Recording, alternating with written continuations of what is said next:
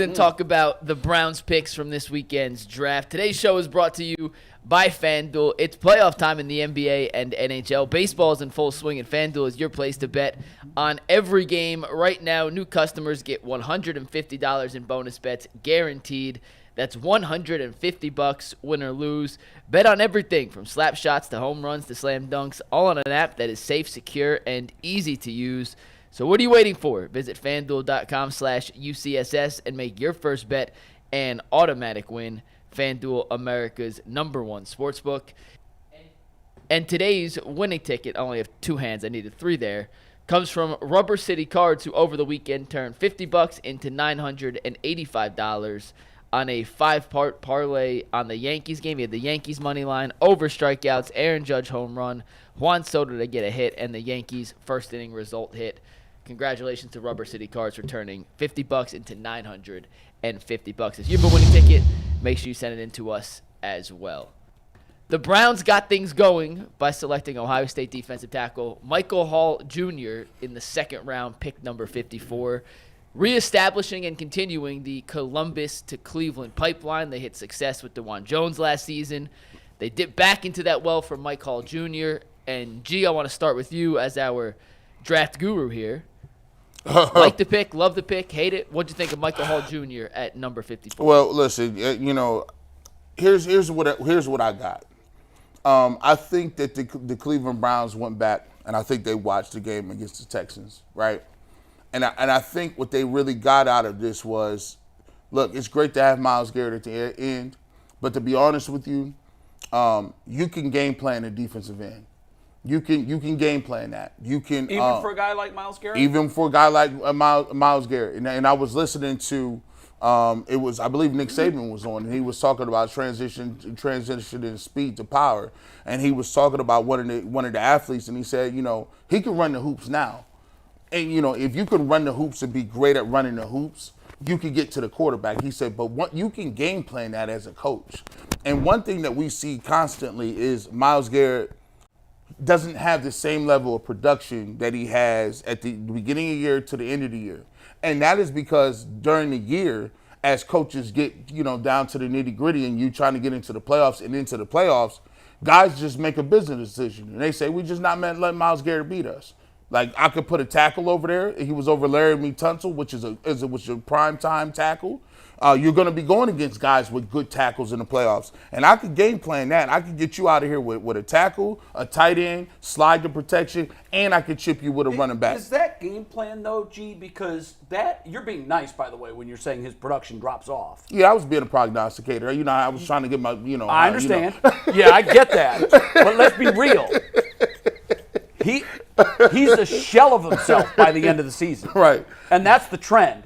And I'm wondering if it's not, because you could game plan after 3 games, 4 games, you know what he's going to do. Why would it take 10 or 11 before you find big success?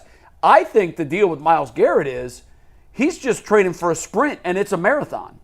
And his body, and I don't think it's egregious. Mike, you have the numbers. We've talked about them on the show before.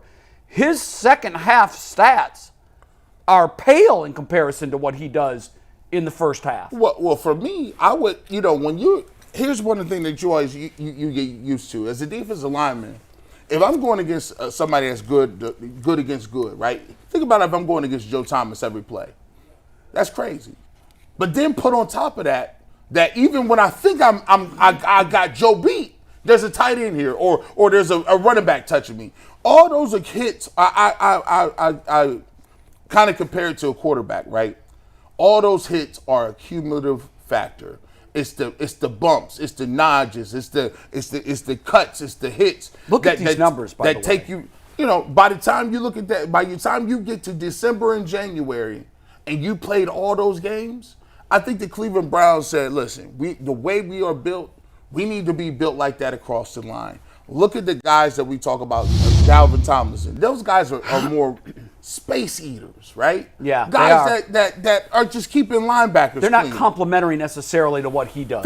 Name me one defensive tackle that was a Greyhound thoroughbred that played with Myles Garrett. We talking about got pass rush move, get off the football, can get I mean, to once upon a time, gaps. Jadeveon Clowney was. Yes, but that was more of a defensive But we end. really never saw that. We saw flashes of it here, but We had Larry Ogunjobi. He was one of those type he's molds. a middle stuffer, though. But when you want a defensive tackle and you can get a guy that can pass rush and widen out and beat guys with speed, that helps Myles Garrett way more than it is to have another dude on the opposite of him. Is this that guy? That he has those tools. I don't want to give it to him yet. Smart. He got the tools. Smart. You drinking the Kool-Aid? Hey, I ain't gonna give it to And you. by the way, I like was the so build. hoping the Browns would draft a guy named Kool-Aid. Yeah. When I saw that there was a It was guy one named of the- Kool-Aid in the draft, I'm like, I mean, my God. Oh man, orange Kool-Aid. We used to be going crazy with it. Orange Kool-Aid. You know, and just to finish up, I'm gonna toss it to Earl. You look at this defensive depth chart, right? They got Tomlinson, Shelby Harris, both of them not crazy pass rush guys. You talk about Siaki Ika, not a pass rush guy. Maurice Hurst can give you that pass rush ability, top 10 in PFF according to pass rush, but he's hurt all the time. So you got Mike Hall, who they already have penciled in as a second team guy, right? That's going to be getting snaps. My thing is Shelby Harris is a rotational dude. Hurst rotational. I think Mike Hall Jr. in their mind can be a guy second half of the season you start seeing more and more, and all of a sudden his name is on the little graphic. Oh, Mike Hall Jr. He's been really good. Good. I'd like to see that. Well, I can't wait to make graphics for Mike Hall Jr. GJ, I absolutely love the pick. If you recall last week when we was on the show, I said that I kind of felt like the pick should be in the trenches, whether it be the defensive line or the offensive line. So what does Mike Hall bring to the table? Explosiveness, quick off the line of scrimmage. He had a pass rush grade, according to PFF, of 84.8, which was the highest amongst Big Ten defensive tackles last year. He also had 22 QB pressures, which is second highest amongst Big Ten defensive tackles last year. This is a dude who fits the mold of what the Cleveland Browns are trying to do on the defensive side of the ball, right? Andrew Berry spoke about this in his press conference after he made the pick, that, yeah, for most people, Mike Hall Jr. is a little undersized, but for what the Browns are trying to do, he absolutely fits, the mold. He's quick, he's explosive, a guy that I believe out of all the draft picks that we took, he's going to be the guy that's going to see the field the most. He's definitely going to be a part of the rotation. Another reason why I really, really like this pick, if you look at the interior linemen, a lot of those dudes are older, playing on one-year contracts. I think this is a dude that can come in here, be a part of a veteran room, learn from the guys that's in front of him, and then this is a guy that's one of your starting defensive tackles in 2025. That'd be great. I mean, that's the idea. Obviously, when you draft someone in the first or second round, the hope is that they're going to fit in early and become a starter by year 2 or 3. And if he does that, then this is a successful pick. I mean, there's a log jam, and we're going to talk about that in here in just a little bit. They must really still love the receiver room, is what it must boil down to. I can't wait till we get there because I got some thoughts on how they went that route. Yeah. Here's the problem. So for me, I don't got a problem with this if he hits. The problem that I may foresee happening is production. The one thing that I like to see at a big school like Ohio State and a guy that I'm gonna get at that pick, I like to see the production. 4.5 sacks he had 1 year. When you got a guy who meets the measurables, he has all of the tools. You look at his speed, the quickness, the agility. Yeah. Against college guards, I like to see more production, right? So if I'm picking you in the second round, I want to see 8 sacks. I want to see 7, 8 sacks, and that shows me that you're dominating that level. Now I'm asking you to go up another level, and now you're playing the Batonios of the world. Sure. How is that going to translate? Can you get home and get to the quarterback if that's what we're looking to do at the highest level? And obviously he's playing with better guys around him, but that's one thing that is fair to say. We like your skill set, but the production isn't going to be there. But you know what? That's when our culture here in Cleveland comes into play. Kevin Stefanski talked about getting guys that fit the DNA of the Cleveland Browns and then finding guys that have hidden like intangibles and attributes that other teams might have overlooked. The biggest thing about this, man, he's only 20 years old, right? Yeah, that is big. And so with him just But with him being 20 years old, that means there's a lot of development as a man, as a player that still needs to go on. And I believe that the Browns organization feel like they can get the most out of him. And so when you see a dude like that didn't dominate on a collegiate level at a top-tier school like that, but Andrew Berry and Kevin Stefanski and Jim Schwartz must be looking at this dude like, okay, there's so much more to be desired. Maybe we can get the best out of him and get the most out of him and help him continue to develop and turn into that ball player that we all believe he can be. Yeah, and you hit the nail on the head with the age, because I did like that. It also tells me that they're not going to be impatient with this kid. They don't need to be. Right. They're good at that position. Right. And we're going to talk about that in a second. They've got depth for days there. And if it takes a year or two for him to incubate and for him to watch Myles Garrett and the others and see how you become a pro football player, I think they feel comfortable in that they can. It's not like a position like wide receiver when you draft someone in that round at wide receiver. Like, you got to come ready to go. Right. And I don't think that's the case here. So you might see a little slower maturation because he's so young. But I think at the end of the day, I mean, I liked what I saw from him at Ohio State. Now, remember, when you play Ohio State, you play three leverage games every year. Mm-hmm. And that's really about it. Mm-hmm. You know, your Penn State game, you're going to be seeing 5 stars. Your Michigan, you're going to see 5 stars.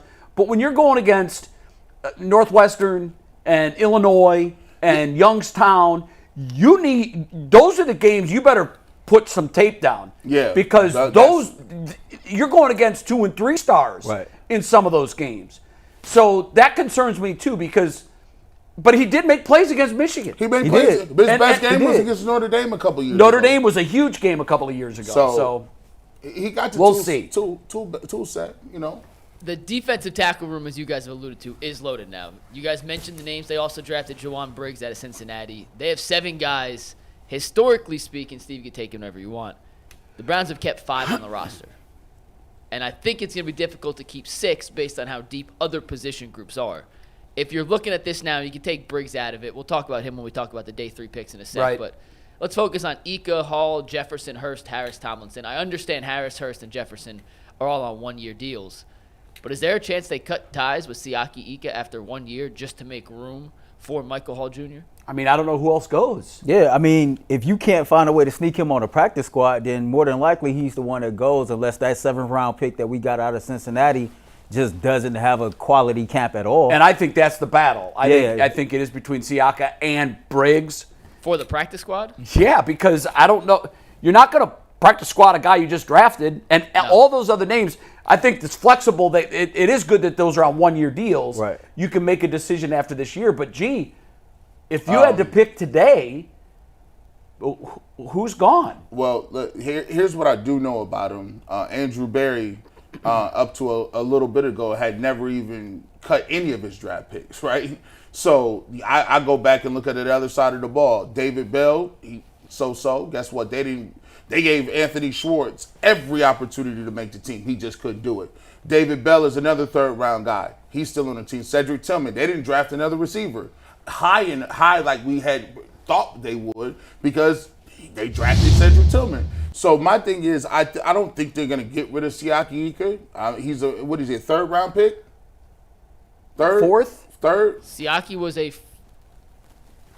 I want to say 4th, but now you got me 2nd guessing it. 3rd or 4th-round pick. Now look, Dalvin Tomlinson, I don't know about his contract, but usually when they sign him free agents, he was a 3rd-round pick, by the way. So 3rd-round pick. Yeah. Dalvin Tomlinson, you're looking at it, you're like, okay, well, look, if they really wanted to cut ties with Dalvin Tomlinson, if he didn't perform this year, they probably can get out of it, not this year, but the next year after that. I just don't see them. But we're talking about roster for for the upcoming season. That's what I'm saying. I don't think they're going to get rid of a 3rd-round pick in the second year. So you think it could be DT then? Ooh. Tomlinson? No. I think what I'm saying is they got defensive tackles signed up for 3 defensive tackles. Well, they're not going to keep 7. So Hurst, Shelby Harris, Quentin Jefferson is 1-year deals. Say, for instance, they let all of those guys walk. Then you would still have Siaki Ika still here. You have Mike Hall, and you would have Tomlinson, right? This is after next year. Yeah, but I'm saying I'm talking about next year, though. Now, I get the parallel G is trying to make.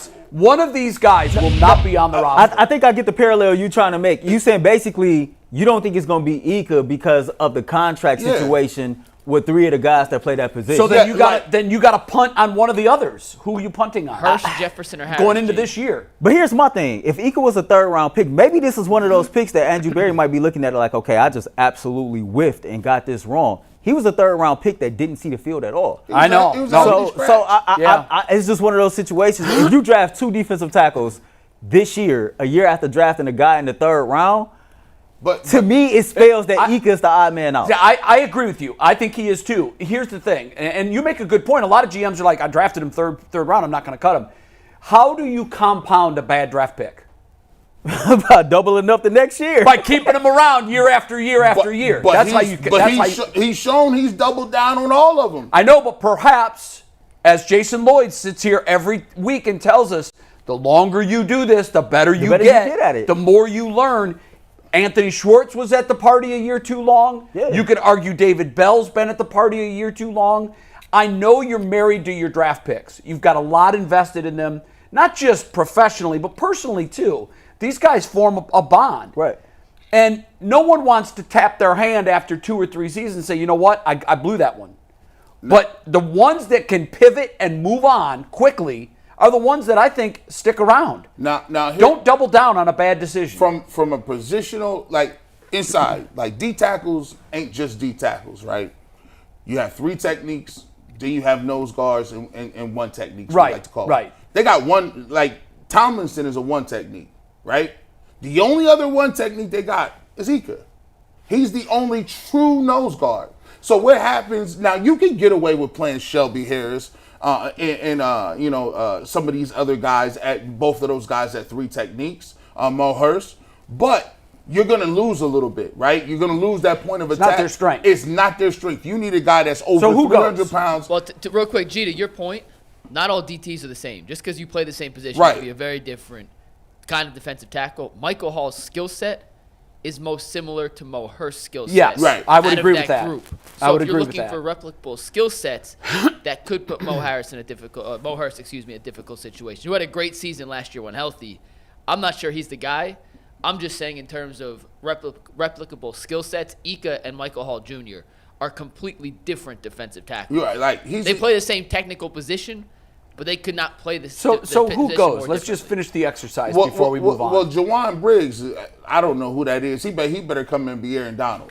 He looks like he was the 7th round pick. He looks like was a their practice last squad candidate, right? Right. You brought in some of these other people. How many did they carry last year? They've carried 5 every year. AB's been under. I think there's another part of this that we got to look at too, Mike. When we had DeAnthony Bell on this show, and he talked about playing in Jim Schwartz's defense in year 1, and kind of how far ahead of schedule they was and learning and kind of like instituting the defense, and he talked about like expect to see more of the defense being installed. Andrew Berry is big on how him, Kevin Stefanski, and his coordinators at the end of the season they assess everything from the season, and that's how they go about hiring coaches and what players to draft. For whatever reason, what keeps sticking out to me is they went and got a defensive line coach that was in Houston. Yeah. And so to me, and then you go get a guy like Mike Hall who's quick and explosive. I think that the evolution of Jim Schwartz's defense is starting to be installed because of the type of players that they get. Smaller, faster. Right, to try to fit that mold. And when you get a defensive line coach in like that, who's to say that him, Schwartz, and hell, even Mike Vrabel didn't sit down and have a conversation like, okay, this is the tweak we can make at this particular position to get the most out of it. Because as you talked about, you said that you can game plan for a guy like Myles Garrett. You talked about the production, really coming down as you get into the season. And I just think being able to like have that pass rush from the interior and collapse the offensive line a little bit more, I think that might be, a situation of why they went with this particular guy with this particular skill set. Because to your point, Tomlinson is the only one with the 1 technique. Maybe they're trying to get away from that. Maybe. Yeah, we don't know. Yeah. We do know that there will be subtle changes to the defense, and that's what coordinators usually do. Right. They come in year 1, they install what they think will work with the personnel they have. Right. And then as the time goes on, year 2, year 3, you start drafting guys that fit what it is you really want to do. Right. And you're right. This sort of tips his hand. And by the way, smaller, faster. By the way, camp chooses who makes the team. What I mean by that is we can sit here today and say, oh, this person's going to make it, this person's going to make it. One of these dudes is going to get hurt. It just is what it is. Or one of them might one of them just continue. Just going to get beat out. Yeah, just doesn't play well. Right. Competition is a good problem to have. It is. Yes. No, The yeah, cap and room is going to be competitive. yes, as hell. they're not a team that, Arizona had, they have 10 draft picks? Yeah, sometimes that's not a good thing. Yeah, I mean, that It ain't. does not No, always look, signify. if you suck like Arizona did, you've got a lot of open spots. And guys that are not, or who are going to be below NFL caliber players that are playing for you. That's true. We're going to talk about Zach Zinter in 1 sec.